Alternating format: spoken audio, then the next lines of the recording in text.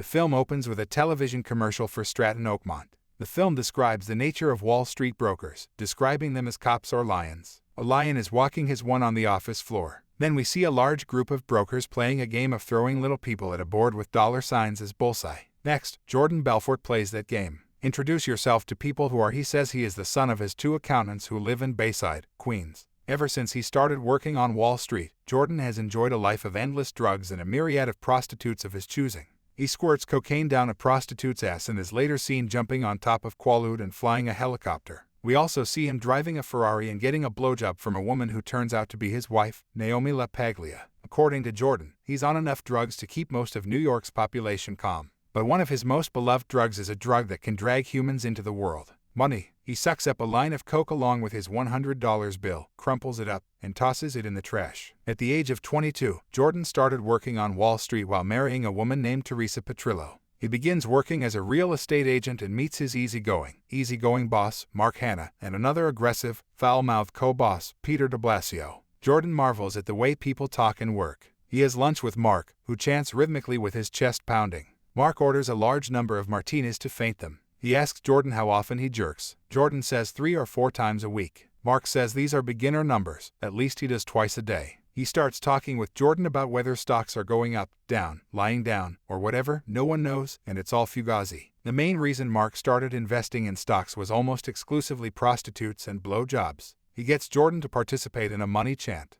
Jordan will have its first day under its brokerage license on October 19, 1987, also known as Black Monday. Stocks around the world crash and Jordan loses his job. At home, Teresa suggests pawning her engagement ring while perusing the job postings in the newspaper. He stumbles upon a place which is Long Island. The Investor Center is located in a small mini shopping center. Jordan shows up at the Investor Center in a suit. The shop is a small facility that hardly looks professional. Most agents are casually dressed, and the office is a dingy, shabby workplace. Will be greeted by he hired Jordan to handle sales for a company called Aerotine, a small garage-based company in Dubuque, Iowa. Aerotine is also a pink sheet stock and receives his 50% of commissions. Jordan calls potential investors for Aerotine. He sells it to him as a huge company. The way he sets it up gets everyone's attention. Everyone in the office stopped to listen to Jordan, who makes a very sophisticated but very professional pitch. He manages sales and his new colleagues are impressed. Months later, Jordan is making big bucks. He is approached in a diner by a chubby man with glasses and fluorescent white teeth named Donnie Azoff. He asks Jordan if the Jaguar outside is his car and Jordan says yes. Donnie says he lives in the same apartment as Jordan and that he sells children's furniture. He asks Jordan how much he earns and Jordan says he made $72,000 last month.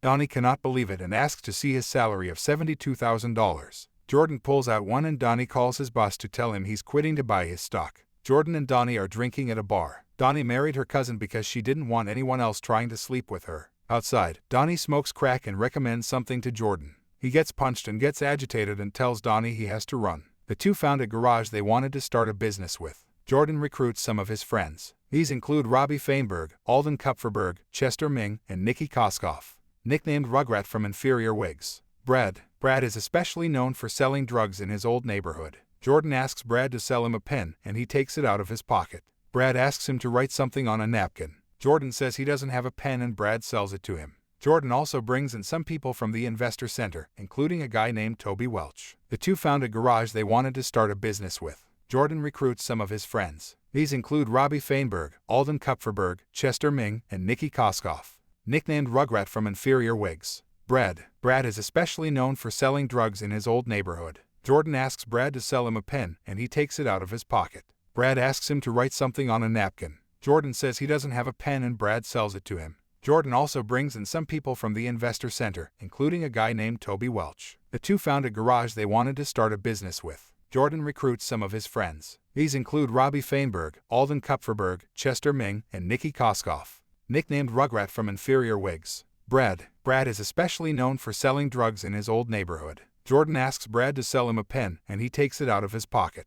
Brad asks him to write something on a napkin. Jordan says he doesn't have a pen and Brad sells it to him. Jordan also brings in some people from the Investor Center, including a guy named Toby Welch. Jordan throws a party at his Long Island beach house where he announces plans to take the company to the fucking stratosphere. Suddenly stood up and slowly walked in slow motion to Jordan's pool table, muttering the name Steve Madden. As Jordan points out, Steve Madden was the big name in women's footwear. Jordan then meets Naomi for the first time. He runs up to her to introduce herself and invites her to join him on a jet ski. Donnie's wife Hildy sees this and tries to keep Jordan away from Naomi, saying Teresa needs her help. Donnie then goes downstairs and begins masturbating to Naomi in front of the whole party. One evening, Jordan takes Naomi out to dinner. When he takes her to her house, she invites him to her apartment for tea. Jordan is very seduced by her just before she leaves her room completely naked. The two have sex for 11 seconds before Jordan tries to make it work again. He continues his affair with Naomi for a while before Teresa catches Jordan in the backseat of a limousine squirting coke out of her chest. She pulls Jordan out and starts beating him. She tearfully asks him if he loves Naomi, but he doesn't answer.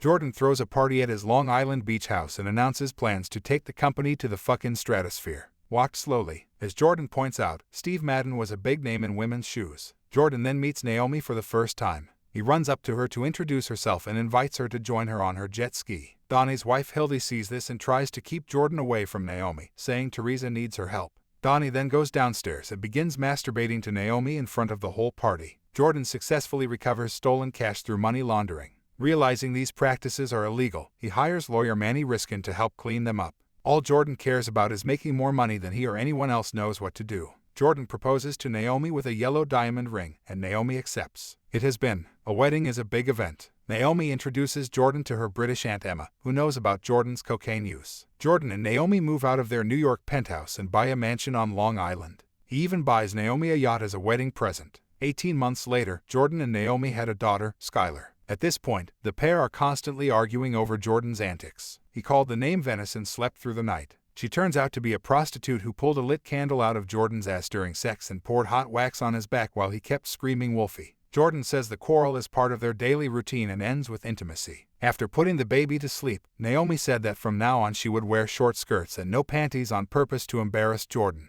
However, Jordan has his own tricks. He tells Naomi that she was videotaped by a Jordan security guard named Loco. At work, it's the day of an IPO meeting with women's shoe designer Steve Madden, who wants to take his company public. Jordan finds a geeky real estate agent cleaning a fishbowl. He sends Donnie to call the man and humiliate him in front of everyone by swallowing the man's goldfish whole and sending him off while everyone else taunts him. Steve Madden introduces his latest product, the Mary Ruth. The real estate agent starts throwing garbage at him, which stops Jordan. He wants Madden in the business, to which he agrees. Then Jordan takes the stage and speaks to the entire audience about what it's like to be rich. The stock went public on the trading floor and became a hit, with Stratton Oakmont earning him $22 million in just 3 hours. The FBI sends the company a subpoena requesting a videotape of Jordan's wedding. Jordan meets his private investigator Bo Dietel, where Bo tells him that Denham has insider photos of Jordan.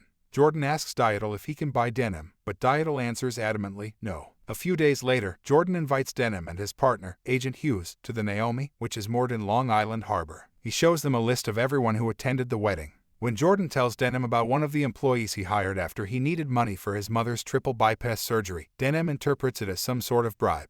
Jordan laughs at this and sends the agents off the yacht. As they walk away, he tauntingly throws a $100 bill. Jordan decided to keep his money safe from tax officials and thieves by keeping it in an offshore account. He, Donnie, and Rugrat go to Switzerland to get some work done. The trip there is troublesome for Jordan, as he takes some of his quaaludes before the flight. He then behaves very vulgarly towards the stewardess and insults the pilot. He wakes up strapped to a chair. Donnie tells Jordan that he tried to throw a lavish party on the plane, beat up the flight attendants, and insulted the plane's captain, who personally seated Jordan in his seat. Thanks to Rugrat's intervention and with the support of his Swiss friend, Jordan will not be charged on arrival. The trio meet with a group of French-Swiss bankers led by Rugrat's college friend Jean-Jacques Sorel. Sorel convinces you to hire someone outside the U.S. to deposit money into your account. Jordan travels to London, England, and convinces Naomi's Aunt Emma to take part of his fortune. This led to Jordan's unsuccessful attempts to meet her. They also use Brad's Slovak wife Chantal to smuggle money with the family, although she can only tie a certain amount to her body to smuggle it into Switzerland. Donnie and Brad get into an argument that ends with Brad beating Donnie. Sometime later, Donnie drives to a seedy mall on Long Island to catch up with Brad. Brad asks Jordan not to come to the meeting with Donnie taking drugs, but Donnie was anyway. To begin, Donnie has taken the fact that Brad hit him very personally. They get into another argument with a police officer watching nearby. Donnie drops the briefcase with the money and escapes, arresting Brad. Donnie shows up to Jordan with a powerful brand of quaalude called Lemon 714, a very rare version of the drug. The two each take one. He takes and watch Family Matters on TV, but after 35 minutes there is no effect. You don't feel anything when you take more. They find out they have expired in 1981. Naomi goes downstairs to find the two training. She tells Jordan that Bo Dietel is on the phone. Dietel tells Jordan to leave the house and call from her phone booth. Jordan drives to his club in the country about a mile away, where he uses a payphone. Dietel tells him that Brad was arrested and Denham tapped Jordan's home and work phones. Just then, Jordan finally felt the lemon's effects. The pills were well past their expiration date, causing a fuse delay. He begins to slur his words, then he falls to the ground, unable to stand or walk. He crawled outside, tumbled down the stairs, and kicked open the door of the Lamborghini. Naomi calls him to tell him that Donnie has been acting very strange and is called Sorrel. Jordan tries to drive his car home despite his being too tall. He manages to make his way home slowly and safely, crawling into the kitchen and taking Donnie off the phone and yelling as hard as he can for the FBI to listen.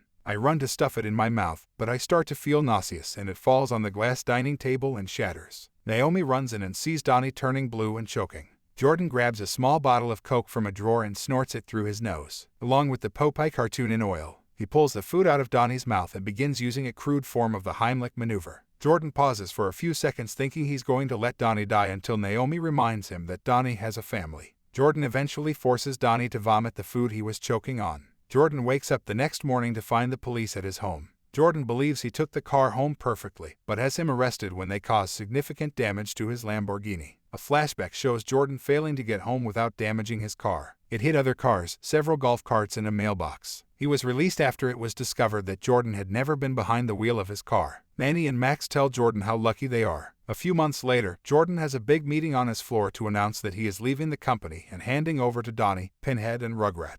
He blames the woman who started Stratton with barely her dime to rub and is now living well when Jordan decides to give her a chance. He tells his agents that he loves them all, causing them to cry. He gets everyone to participate in a money chant. His father is not happy because he thinks it would be better for Jordan to accept the deal the FBI is offering. Shortly after Brad's release from prison, Jordan throws a big party on the yacht. Brad then quit his stock trading, and Jordan says he died of a heart attack 2 years later. In June 1996, Jordan and Donnie took his wife to Portofino, Italy to continue the celebration. Rugrats then called while drinking Bloody Marys and smoking cocaine, telling him that Steve Madden was dumping his stock after hearing about Jordan's recent legal troubles.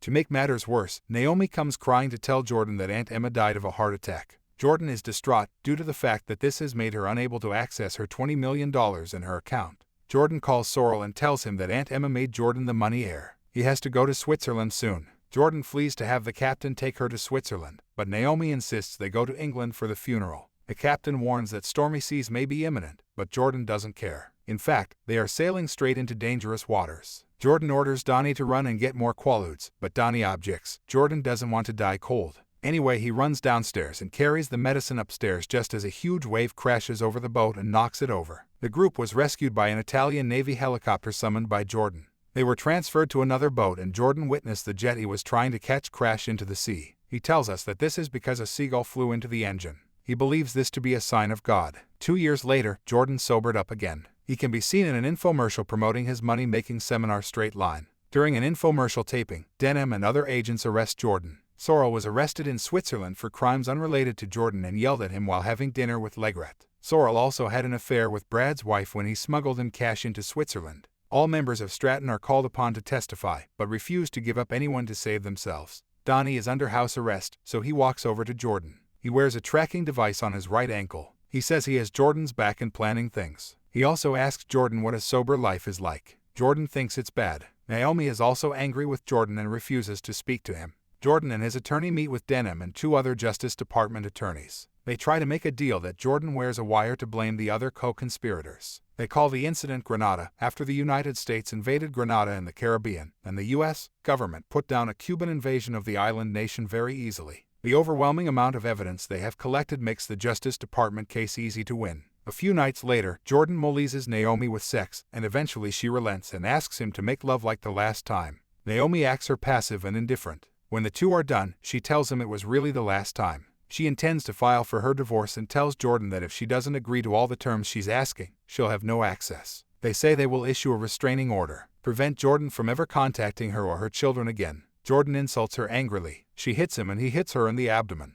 He bursts into the tiny living room, cuts open one of her sofa cushions, and retrieves a bag of cocaine. He snorts quite a bit, runs into Skylar's room, and grabs something from her bed. Despite Naomi's panicked protests, he ran downstairs to go with Skylar. However, Jordan crashes into the wall several meters away. Skylar is unharmed as she is wearing her seatbelt, while Jordan has a minor head injury. Naomi lets Skylar out of the car, and a dazed Jordan begins to realize that he likely won't see his 2 daughters again after that latest incident.